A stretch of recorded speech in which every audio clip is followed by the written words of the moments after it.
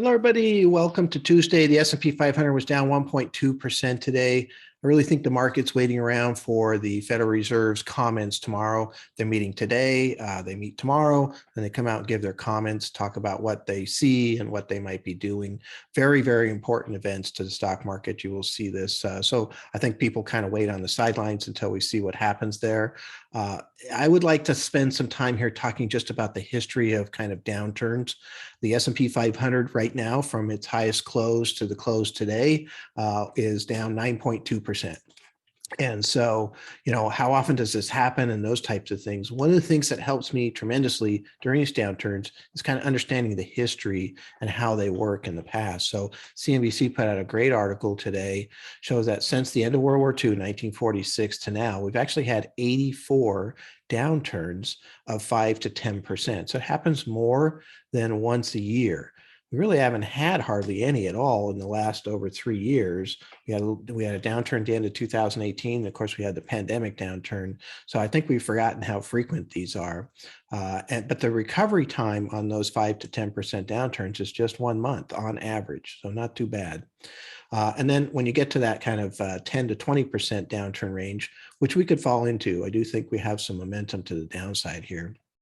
Those have happened 29 times, still fairly frequently since 1946, but the recovery time is only 4 months. Not too bad on average. And that's where the dividing line goes, because when you get to that 20 to 40%, there's only been 9 of them. The recovery time is 14 months, quite a bit longer. And then you get to 40%, downturn or higher, there's only been 3 of those, and that's a 58-month recovery time. But the difference between kind of that 0 to 20 and the 20 or more is that, generally speaking, when the market has fallen more than 20%, it's been accompanied by an economic downturn. That is not what we're having right now.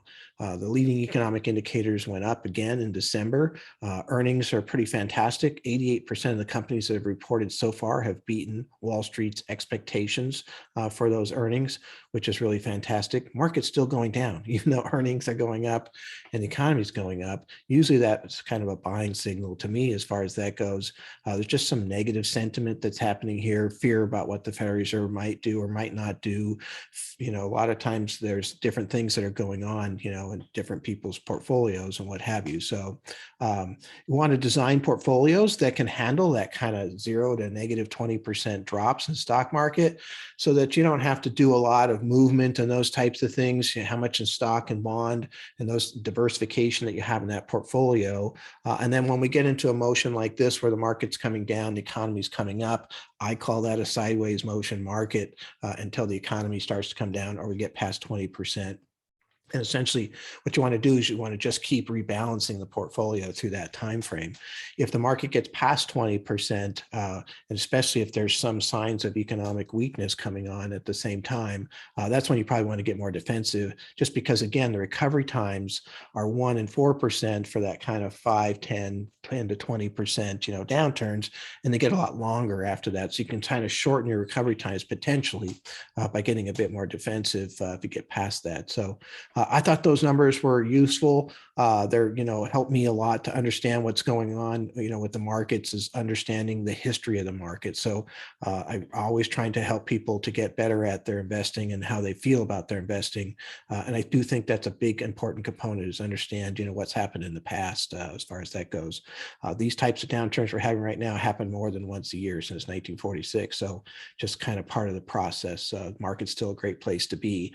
Just have to be able to kind of ride through some of these. So look forward to seeing what's going to happen tomorrow with the Federal Reserve's, meeting comments and what have you. And I'll talk to you and give you my analysis about those tomorrow. Thank you very much.